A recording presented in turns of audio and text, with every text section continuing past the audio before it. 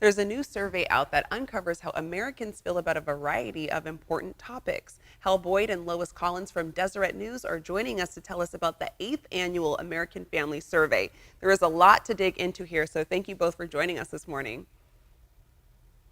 Our pleasure. Yeah, Thanks so for having us. happy to have you on. So I have to ask you to tell us about the survey, who you talked to, and what kind of questions were asked. Yeah, so this is the eighth annual American Family Survey. We are trying to have a metaphorical sort of conversation around the kitchen table with American families. And obviously we do that through a survey, so we don't actually get to hear people's, opinions directly in their homes, but we do get a flavor for what are their concerns, what are they worried about, what are they optimistic about, what are they looking toward in the future. One of the things that stood out this year in particular was, we looked at surveys back in the 1980s, and you see about 80 to 70% of Americans felt like they were better off than their parents' generation.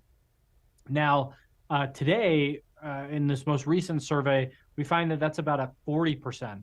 So you see a real diminishment in terms of those who feel like they're experiencing the American dream. On the flip side of that, those who have children feel a little bit more optimistic about their children's chances. Those from challenging backgrounds feel like they have a little bit more economic opportunity now. So there are some positive things coming out of the survey as well, that show that family life still remains robust in terms of facilitating social and economic mobility. But there are some real concerns about the economy, inflation, and so those things were borne out in the survey as well. That's really interesting. And what were some of the most significant findings, and what was your reaction when you saw them? So, one of the things that stood out to me was what's happened to marriage over the last 8 years. Um, when we first started doing the survey, about half of the adults we surveyed were married. Now the number is 45%. So that's a 5% drop. At the same time that we've seen the number of people who have no relationship at all, and we're talking about adults, went from 32 to 37%. So it's like they switched. It's the same gap but different results. And I think to me that's cause for concern because people need relationships.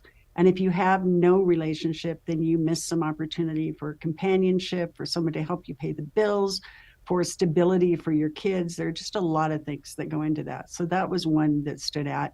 We also asked a lot of questions that were about controversial issues like abortion, about gun control, about teaching racism or gender, or dealing with sexism in schools. And those were all really interesting. And to me, hopeful because they showed that while we hear these really loud voices on either side of the topic, um, liberals, conservatives fighting with each other over these, there's a lot of room in the middle where people are willing to have conversations and to work through the issues and to come up with some sort of compromise, um, for the better of American society. And I think that's really positive. Yeah, I think it's great to know that people are willing to have those conversations, even if they're on different sides of their viewpoints. And some might feel a bit hopeless to hear how divided the country is. Is there any good news in these findings? Certainly, I think people love their families. So that was one thing that came out. By and large, people are happy with their marriages. By and large, people love their kids.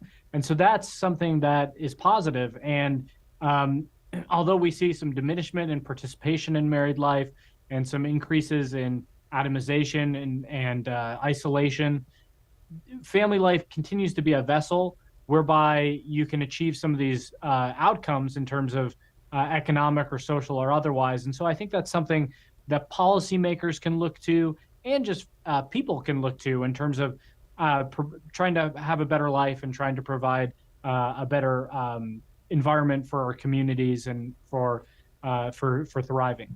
Yeah, and with the American Family Survey, what are you hoping to see come out of this?